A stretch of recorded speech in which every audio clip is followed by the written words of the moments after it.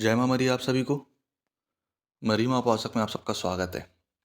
आशा करता हूँ माता मरी की कृपा आप सब पर बनी रहे।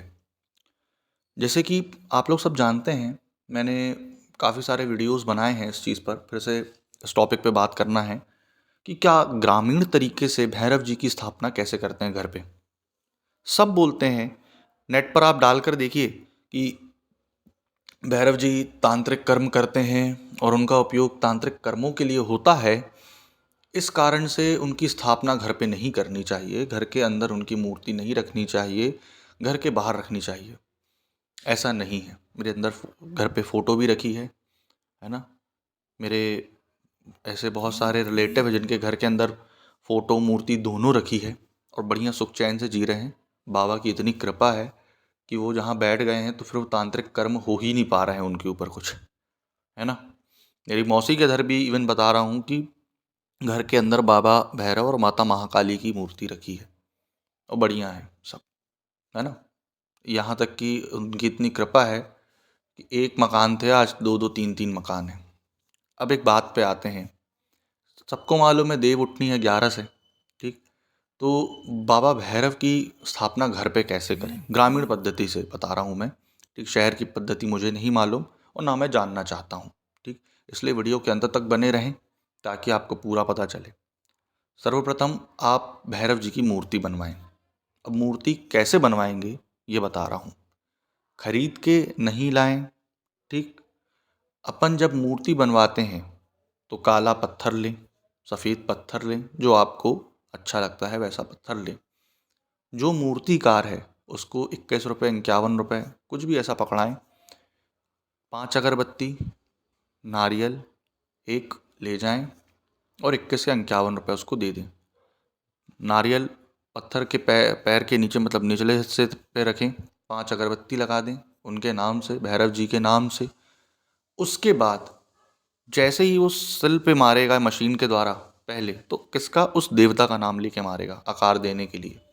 जैसे फॉर एग्जाम्पल आप अगर माता दुर्गा की मूर्ति बनवा रहे हैं तो वो जैसे ही रखेगा, कील ठोकेगा, सिल से छेनी हथौड़ी मारेगा या मशीन से वो करेगा, तो किसका, जय माता दुर्गा ऐसा बोलेगा। अब जैसे भैरव जी की करवा रहे हैं, जय बाबा भैरव। काल भैरव की करवा रहे हैं, जय बाबा काल भैरव। बटुक भैरव की करवा रहे हैं, जय बाबा बटुक भैरव। अब क्या होगा, जब अपन ने उसको ये सारी चीज़ कर दी, ठीक, वो बन के तैयार हो गई, तो अपन ने उसको कम से कम 2 से 3 दिन, ठीक, चावल या गेहूँ कि बिल्कुल बॉक्स में भर के रखना है। लेकिन बॉक्स पे कहाँ तक भर के रखना है, गले तक। देखो वो भी तो सांस लेंगे ना, है ना। अपन उनको बिल्कुल ऐसा ट्रीट करें कि जैसे वो मेरा बाप हो, वो मेरी माँ हो, है ना। एक लवर को जैसे ट्रीट करते हैं ना अपन, एक प्रेमी को, कि नहीं उसको अच्छे से खाना खिलाना है, अच्छे से बैठाना है, वैसा। और प्रेमी का मतलब वही है। यहाँ लवर ये मत ले जाइएगा कि गर्लफ्रेंड बॉयफ्रेंड, यहाँ लवर ये ले जाइएगा जो आप अपने माता पिता से करते हैं, है ना। क्या मैं अपनी माँ को खाना नहीं खिलाऊंगा हाथों से? क्या मैं अपने बाप को खाना नहीं खिलाऊंगा अपने हाथों से? ठीक, वो प्रेम वाला। अब अपन ने 2 से 3 दिन उसको ऐसा रखा, ठीक। 2 से 3 दिन बाद निकालिए उसको, ठीक, संध्या काल में, ठीक, संध्या काल में उसको निकालिए। सबसे पहले आप उसको पानी से अच्छे से नहलाएं, बहुत सारा, कम से कम 5 लीटर करीबन पानी ले लीजिए। उसको एक थाल में रखिए मूर्ति को, ठीक। अब उसके बाद अच्छे से पानी में नहलाएं उसको। पानी में ज़्यादा हो तो तुलसी की पत्तियाँ डाल लीजिए। अनामिका उंगली से जाइए, तुलसी की पत्तियाँ 3 तोड़िए। त्राही माम वन पत्राय नमः रक्षा करो, ठीक, जो मैंने पहले भी बता चुका है।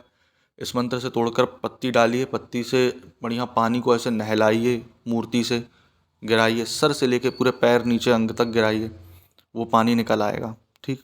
अब उसके बाद क्या करना है, दूध से नहलाइए अच्छे से। और अगर हो सके तो ये जब आप कर रहे हो तो बाबा के मंत्रों का जाप करें, चाहे बीज मंत्रों का जाप करें, चाहे कुछ भी मंत्रों का जाप करें। जिस स्थान पे आप ये कर रहे हैं उस स्थान पर खुशबू हो, ठीक। खुशबू मतलब आप अगरबत्ती धूप दीप लगा दें, है ना। अब आपने दूध से नहला दिया, पानी से नहला दिया, ठीक, शहद से नहला दिया, दही से नहला दिया, ठीक। अब जब आपने इन पांचों चीज़ों से नहला दिया, पानी, दूध, दही, शहद और अपना तेल, है ना, क्योंकि भाई वीर हैं, ये वीरों के वीर हैं। ठीक, भैरव वीर बोलते हैं ना, भैरव वीरों के वीर हैं। क्योंकि तेलों जब तक बलियों की और वीरों की मालिश नहीं की जाती तो उनको मजा नहीं आता, पैर दबाया इसलिए जाता है तेल डाल के। ठीक, अपन ने इनको सबसे नहला दिया और लास्ट में नहलाइए किससे? लास्ट में उनको शराब से नहलाएं। आप बिल्कुल उनको शराब से तर करके नहला दें। और ये जितना भी मटेरियल आपका नीचे थाल में एकत्रित होते जा रहा है, इसको आप किसी जल में विसर्जित करिए, तालाब में विसर्जित करिए। ये तो अमृत गिर रहा है उनके पैरों से, है ना, उनके चरणों से अमृत गिर रहा है। जिस स्थान में आपको मूर्ति रखना है, पहले गोबर से वहाँ लीप के चौक डालें, अच्छे से साफ सफाई कर लें।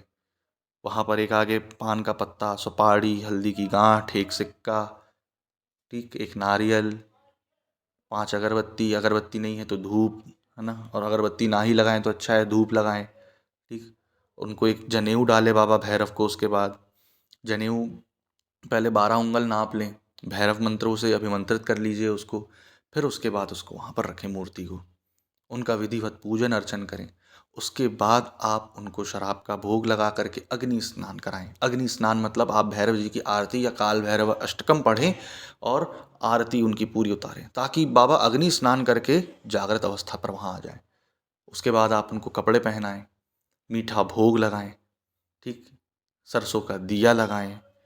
ये सारी चीज़ें आप करें तब मूर्ति जागृत अवस्था में आएगी। उसके बाद आप प्रतिदिन सुबह उसमें और शाम को उनको स्नान करा के जल से, और उसके बाद अग्नि का स्नान कराएं। क्योंकि बाबा आग में खेलते हैं, बाबा तो खुद ही आग हैं, है ना, बाबा तो खुद ही आग हैं। इसलिए उनको प्रॉपर तरीके से अग्नि का स्नान कराएं, पूरे हाथों से, नीचे से, पैरों से, जैसे आरती उतारते हैं ना अपन, तो आरती उतारना है, वो अग्नि स्नान ही है उनका। तो आरती उतारें उनकी प्रतिदिन, रोज सुबह और शाम काल भैरव अष्टकम या आरती उनकी पढ़ते हुए। तो जैसे ही आप उतारेंगे तो आप देखेंगे कि उनकी मूर्ति ना जागृत अवस्था में आएगी, वो हंसने लगेगी। बोलते हैं उसमें प्राण पड़ जाते हैं, प्राण प्रतिष्ठा यही है। जैसे ही उसमें प्राण प्रतिष्ठा पड़ने लगेगी, आप ये देखेंगे कि कभी भी आपके घर में तांत्रिक कर्म, बुरे कर्म, दुराचार कर्म नहीं हो सकते। अब आते हैं कि भैरव जी की मूर्ति तो अपन ने रख ली, पूजा पाठ अर्चन भी करना चालू कर दिया। उनको कम से कम महीने में एक बार, पूर्णिमा या फिर अमावस्या, एक शराब का भोग का प्याला दें और एक नारियल और नींबू रखे रहने दें। ठीक, उसके बाद अब आते हैं लास्ट टॉपिक, जो कि भाई रखना चाहिए भैरव की मूर्ति या नहीं रखना चाहिए। जो यूट्यूब पे दिया है, फेसबुक पे दिया है, इंस्टाग्राम पर दिया है, गूगल पे दिया है कि नहीं रखना चाहिए, तो रखना चाहिए मूर्ति। इनकी मूर्ति नहीं रखोगे तो किसकी मूर्ति रखोगे, ये बताओ, आप खुद सोचो। इनकी मूर्ति नहीं रखोगे तो किसकी मूर्ति रखोगे? हैं, साईं बाबा की रखोगे इसके अलावा मूर्ति? इनकी नहीं रखोगे तो किसकी रखोगे बताओ? साईं बाबा की रख लो।